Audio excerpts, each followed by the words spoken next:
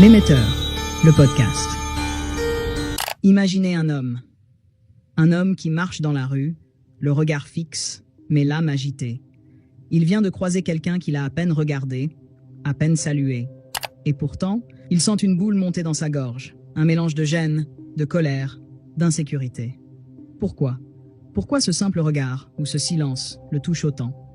Pourquoi au fond de lui il doute, il rumine, il s'en veut même d'être aussi sensible? Ce n'est qu'un détail. Mais ce détail le poursuit. Et cet homme, c'est vous. C'est moi. C'est presque tout le monde. Depuis toujours, l'homme cherche à appartenir, à être vu, à être reconnu. Mais dans cette quête, il devient fragile. Fragile face au jugement, au regard, au silence. Fragile aussi face à ses propres tempêtes intérieures. Jalousie, colère, honte, peur de l'échec. Et surtout, il devient esclave d'une chose qu'il ne comprend pas vraiment, son ombre. Carl Jung l'a dit avec une précision glaçante. Jusqu'à ce que vous rendiez l'inconscient conscient, il dirigera votre vie et vous l'appellerez destin. Tout est là. Ce qui nous blesse, ce n'est pas seulement le monde extérieur. C'est ce qu'il vient réveiller à l'intérieur de nous. Nos blessures non guéries, nos peurs non affrontées, nos failles soigneusement dissimulées. Et tant que nous ne les regardons pas en face, nous continuerons de donner aux autres le pouvoir de nous détruire. Mais il existe un chemin, un sentier étroit, exigeant, souvent solitaire.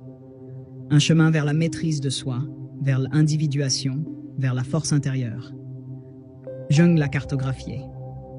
Il a montré que pour cesser de subir, il fallait oser plonger dans notre obscurité, confronter nos parts les plus dérangeantes et en faire des alliés. Cette vidéo n'est pas une simple réflexion. C'est une descente en vous-même, un affrontement avec ce que vous fuyez, mais aussi une promesse, celle de ne plus jamais être à la merci du regard des autres, ni de vos propres démons. Celui qui regarde à l'extérieur rêve, celui qui regarde à l'intérieur s'éveille. Carl Jung, alors êtes-vous prêt à vous éveiller? Car après ce voyage, plus rien ni personne ne vous affectera de la même manière. L'illusion du regard des autres. Pourquoi nous leur donnons tant de pouvoir? Pourquoi accorde-t-on autant d'importance à ce que les autres pensent de nous? Pourquoi un simple regard, une remarque, un silence peuvent-ils suffire à bouleverser notre journée? La réponse est bien plus ancienne que nous ne le pensons.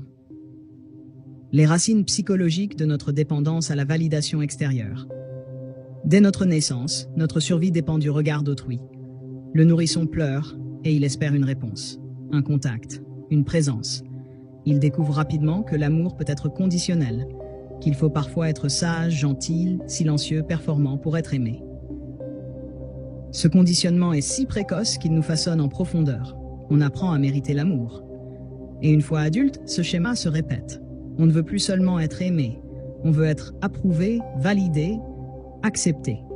On finit par adapter nos comportements, nos opinions, parfois même nos rêves, à ce que l'on suppose que les autres attendent de nous. Jung aurait dit, ce n'est pas vous qui vivez, c'est votre masque. L'héritage de l'enfance. Quand l'enfant en nous attend encore d'être vu, reconnu. Beaucoup d'adultes n'ont jamais cessé d'être ces enfants blessés qui cherchent dans le monde extérieur un regard qui les rassure. Un père qui ne les a jamais félicités. Une mère qui ne les a jamais regardés vraiment. Une figure d'autorité qui a critiqué plus qu'encouragé. Alors inconsciemment, ils cherchent ces regards partout. Dans le regard de leurs collègues, de leurs partenaires, de leurs amis, d'inconnus sur Internet. Mais plus ils cherchent cette reconnaissance, plus ils s'en éloignent. Parce que ce besoin n'est pas rationnel, il est émotionnel. Il vient d'une partie de nous qui n'a pas grandi, qui n'a pas guéri. Carl Jung affirmait que les enfants sont éduqués par ce que l'adulte est, et non par ses paroles. Autrement dit, si l'enfant intérieur n'a pas reçu ce dont il avait besoin, il grandira avec une faille. Et cette faille deviendra un gouffre si elle n'est pas reconnue. Comment la société moderne renforce cette illusion? Notre époque ne nous aide pas à sortir de cette dépendance. Au contraire, elle l'entretient. Elle la rend encore plus vicieuse. Les réseaux sociaux en sont l'exemple parfait. Nous y affichons une version filtrée de nous-mêmes. Et nous en attendons une approbation immédiate. Like, commentaire, partage. Mais cette approbation n'est jamais suffisante. Elle nourrit une faim qu'elle ne peut pas apaiser. Pourquoi? Parce qu'elle s'adresse à la persona, pas à l'être profond. La société valorise le paraître, l'adaptation, le consensus. On nous apprend à être efficace, séduisant, mais rarement à être authentique. Le conformisme est récompensé, l'originalité souvent punie. Et plus nous jouons ce jeu, plus nous nous éloignons de nous-mêmes, jusqu'au jour où le vide devient insupportable. La persona, le masque social selon Jung. Pour Jung, la persona est le masque que nous portons pour nous adapter à la société. Ce n'est pas une illusion en soi, c'est une nécessité sociale. Mais le problème surgit lorsque nous confondons le masque avec notre véritable identité. La persona est ce que quelqu'un n'est pas, mais ce que lui-même et les autres croient qu'il est. Carl Jung. Nous devenons prisonniers de ce rôle. Nous sourions quand nous sommes en colère, nous jouons la force alors que nous nous sentons fragiles, nous disons « ça va » alors que rien ne va. Et surtout, nous vivons dans une peur constante d'être démasqués. Car si notre persona est rejeté, nous avons l'impression que notre être entier est rejeté. Mais voici la vérité. Ce regard des autres que nous redoutons tant n'est bien souvent qu'un miroir déformant de notre propre regard sur nous-mêmes. Tant que nous refusons de nous voir tels que nous sommes, nous continuerons à donner aux autres le pouvoir de nous définir. Et c'est ici que commence la libération. Non pas en changeant les autres, mais en cessant de jouer un rôle devant eux. L'ombre, la partie de vous que vous refusez de voir. Chaque être humain porte en lui une part sombre, cachée, dissimulée aux autres, mais surtout à lui-même. Une part que l'on nie, que l'on juge, que l'on rejette. Carl Jung l'appelait l'ombre. Et tant que vous ne la voyez pas, elle vous contrôle. L'ombre selon Jung. Ce que vous réprimez vous dirige. Pour Jung, l'ombre représente tout ce que nous refusons d'admettre à propos de nous-mêmes. Nos instincts refoulés, nos désirs inavoués, nos pulsions inacceptables, nos émotions condamnées. Tout ce que notre conscience rejette descend dans l'inconscient et devient ombre. L'ombre est cette chose que vous ne voulez pas être. Carl Jung. Mais elle ne disparaît pas. Elle agit en silence. Elle ronge, elle s'exprime de manière détournée, dans une colère soudaine, une jalousie irraisonnée, une remarque blessante. Elle apparaît dans vos moments d'épuisement, de panique, d'impulsivité. C'est le vous que vous ne comprenez pas, celui qui vous échappe. Pourquoi l'ombre gouverne notre vie sans qu'on le sache? La tragédie, c'est que l'ombre agit sous le masque de la rationalité. Vous croyez décider, mais c'est elle qui tire les ficelles. Un exemple? Vous repoussez sans cesse les opportunités. Vous vous sabotez. Pourquoi? Parce qu'au fond, une partie de vous croit ne pas mériter la réussite. Une croyance naît peut-être d'un rejet ancien, d'un échec mal digéré. Et cette croyance, tapie dans l'ombre, dirige vos choix les plus décisifs. Ou encore, vous cherchez toujours des partenaires qui vous blessent. Vous tombez amoureux de personnes toxiques. Pourquoi? Parce que votre ombre vous attire là où vous avez été blessé, là où vous avez laissé une part de vous sans lumière. Vous rejouez un drame ancien, inconsciemment. Tant que l'ombre n'est pas reconnue, elle se manifeste sous forme de répétition. Les projections, ce que vous détestez chez les autres, est souvent en vous.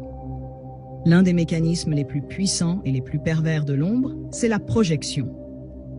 Plutôt que de voir une vérité dérangeante en soi, on la projette à l'extérieur. On accuse les autres d'être arrogants, manipulateurs, égoïstes, sans voir que ces tendances existent aussi, d'une manière ou d'une autre en nous. Tout ce qui nous irrite chez les autres peut nous mener à une meilleure compréhension de nous-mêmes. Carl Jung. Quand une personne vous agace immédiatement, demandez-vous « qu'est-ce qu'elle réveille en moi ?» Souvent, c'est une partie de vous que vous n'avez pas acceptée. Une blessure, un souvenir, un échec. Prenons un exemple typique. Celui de l'homme qui veut réussir, mais n'y arrive jamais. Il procrastine, il échoue au moment clé, il provoque des conflits inutiles. En thérapie, on découvre qu'il a grandi avec un père autoritaire qui méprisait la réussite des autres. L'enfant qu'il était a appris que réussir, c'est trahir. Et cette idée est devenue une ombre. Alors à chaque fois qu'il s'approche de la victoire, l'ombre intervient. Et elle sabote tout. Autre exemple, la femme qui attire systématiquement des partenaires infidèles. Elle pense que le problème vient des autres. Mais en analysant ces schémas, elle découvre qu'une part d'elle-même, son ombre, croit que l'amour ne peut exister sans douleur, sans trahison. Parce que c'est ainsi qu'elle l'a connu dans l'enfance. Ces exemples ne sont pas des exceptions. Nous avons tous une ombre, et tant que nous refusons de la regarder, elle nous regarde en silence depuis les coulisses. Mais il y a une bonne nouvelle. L'ombre n'est pas un ennemi. Elle est un guide, une passerelle vers notre profondeur. Carl Jung affirmait « Celui qui regarde à l'extérieur rêve, celui qui regarde à l'intérieur s'éveille ». Accepter l'ombre, c'est entamer le seul combat qui vaille vraiment, celui de la connaissance de soi. L'individuation, le chemin vers soi-même. Il y a un moment dans la vie de tout être humain où la question devient trop lourde pour être ignorée. Qui suis-je vraiment? Pas. Que pensent les autres de moi? Pas. Quel rôle dois-je jouer pour être aimé? Mais qui suis-je? Derrière les masques, les blessures, les attentes. C'est à ce moment-là que commence le processus d'individuation, selon Carl Jung, un chemin intérieur vers l'unité. Le processus central chez Jung, s'unifier intérieurement. L'individuation, c'est l'unification des opposés qui coexistent en nous. C'est la reconnaissance de toutes nos parties. La lumière, l'ombre, le masculin, le féminin, la raison, l'intuition, l'enfant blessé et l'adulte conscient. C'est la naissance d'un être entier. Et cela ne se fait ni dans le confort, ni dans la conformité. C'est un processus lent, intime, douloureux parfois, mais profondément libérateur. L'individuation est l'aventure d'une vie car elle mène à l'épanouissement du soi. Carl Jung. Accepter ses contradictions, faire la paix avec soi. Le problème, c'est que nous avons été éduqués à croire que tout doit être cohérent, propre, logique. Mais l'être humain n'est pas une ligne droite. C'est une spirale de contradictions. Tu veux réussir, mais tu as peur de ce que ça pourrait réveiller. Tu veux aimer, mais tu portes en toi la peur d'être abandonné. Tu veux être libre, mais tu restes attaché à des sécurités toxiques. L'individuation, c'est cesser de fuir ces contradictions. C'est dire « oui, je suis capable d'aimer » et aussi de blesser. « Oui, je suis lumineux et aussi sombre parfois. Oui, je suis fort, mais j'ai des failles. » Ce n'est pas une faiblesse, c'est une réconciliation. La totalité de l'homme se trouve non pas dans la perfection, mais dans l'acceptation de sa dualité. Pourquoi ce processus est difficile mais nécessaire? Parce qu'il va à contre-courant. Là où la société vous pousse à vous adapter, à lisser vos différences, à porter un masque, l'individuation vous demande d'enlever les couches, une à une. Et cela implique de traverser la honte, la peur, le doute, les souvenirs oubliés. C'est difficile, oui, parce que ça bouscule. Mais c'est nécessaire, parce que c'est réel. Beaucoup de gens vivent toute leur vie adaptés. Ils réussissent professionnellement, socialement, mais à l'intérieur, ils sont vides, éparpillés, confus. Ils n'ont jamais rencontré leur vrai soi. La différence entre un individu adapté et un individu libre. L'individu adapté sait ce qu'il faut dire, comment se comporter, comment briller en société. Mais il ne sait pas qui il est quand les lumières s'éteignent. L'individu libre, lui, a traversé ses ombres, affronté ses peurs, accepté ses paradoxes. Il ne cherche plus à plaire, il cherche à être vrai. Et c'est cela, le fruit de l'individuation. La paix intérieure, née de l'authenticité. Tu veux être respecté? Sois entier. Tu veux être fort? Sois vrai. Tu veux être libre? Affronte-toi. C'est le seul prix à payer pour vivre pleinement. Tout le monde souffre. Tout le monde traverse des blessures, des trahisons, des silences violents ou des chutes brutales. Mais pourquoi certains sombrent, tandis que d'autres s'élèvent, même au cœur du chaos? La réponse se trouve ici. La maîtrise de soi. Pas le contrôle froid, pas le refoulement des émotions, mais la capacité à rester centré, même lorsque tout vacille autour de vous. L'importance de la responsabilité personnelle. Ce n'est pas ce qui vous arrive, c'est ce que vous en faites. Carl Jung disait « Je ne suis pas ce qui m'est arrivé, je suis ce que je choisis de devenir ». C'est là que commence la véritable puissance. Ce n'est pas le rejet qui vous détruit, ce n'est pas la trahison qui vous éteint. C'est ce que vous en faites, mentalement, émotionnellement, symboliquement. La souffrance devient poison quand elle est refusée, quand on s'y attache en victime. Mais elle devient sagesse lorsqu'elle est traversée avec conscience. Vous avez été trahi? Alors apprenez à distinguer l'amour vrai du déguisement. On vous a humilié? Apprenez à ne plus chercher votre valeur dans le regard des autres. Le traumatisme est un fait. Le sens que vous lui donnez devient un choix. Carl Jung et la transformation de la douleur en sagesse. Pour Jung, chaque douleur porte en elle un symbole caché. Une épreuve mal comprise devient un blocage, mais une épreuve explorée devient une clé. La douleur est l'accoucheuse de la conscience. Autrement dit, ce n'est que dans les ténèbres que vous découvrez la lumière de votre propre force. Ce que vous appelez souffrance aujourd'hui, Jung vous demanderait « Qu'est-ce que cela vous apprend sur vous-même » La douleur n'est pas une punition, c'est une initiation. L'équilibre entre l'émotion et la conscience. La maîtrise de soi ne signifie pas l'absence d'émotion. Cela signifie ne plus être esclave des émotions. Il est normal d'être triste, en colère, frustré. Mais est-ce que ces émotions vous dirigent? Ou est-ce vous qui les observez, les comprenez, les canalisez? Un homme libre ressent, mais il ne réagit pas de manière impulsive. Il choisit sa réponse. La conscience devient votre ancre, et vos émotions deviennent des signaux, non des chaînes. La force tranquille. Cultivez un centre inébranlable. Il existe une force qui ne crie pas, qui ne frappe pas, qui ne s'agite pas. Une force silencieuse, enracinée, inébranlable. C'est cette force qu'on appelle la maîtrise de soi. Elle ne cherche pas à prouver, elle sait. Elle ne dépend de personne, elle est. Jung croyait que c'est seulement lorsque l'individu prend la responsabilité de sa psyché, de ses conflits, de son histoire, qu'il devient souverain. Et c'est cette souveraineté intérieure qui vous rend intouchable, même dans la tempête. Maîtriser ses émotions, ce n'est pas les nier, c'est les accueillir, les comprendre, puis les transmuter. C'est transformer le plomb de la souffrance en or de sagesse. Et celui qui sait faire cela devient libre, profond, indomptable. Devenir entier et retrouver sa puissance intérieure. Et s'il ne s'agissait pas de devenir meilleur, ni plus gentil, ni plus fort, mais simplement entier. Pas un fragment, pas une version édulcorée de vous-même, mais l'être total, brut, lucide, qui n'a plus peur de ce qu'il est. C'est cela, retrouver sa puissance intérieure. C'est ne plus être divisé. L'intégration de l'ombre comme source de pouvoir. Carl Jung disait « Ce que vous niez vous soumet, ce que vous acceptez vous transforme. Tant que vous niez votre colère, elle vous domine en silence. Tant que vous niez votre envie, votre peur, votre fragilité, elles prennent le pouvoir dans l'ombre. L'intégration de l'ombre, ce n'est pas devenir mauvais, c'est redevenir complet. C'est regarder votre part de noirceur en face, sans trembler.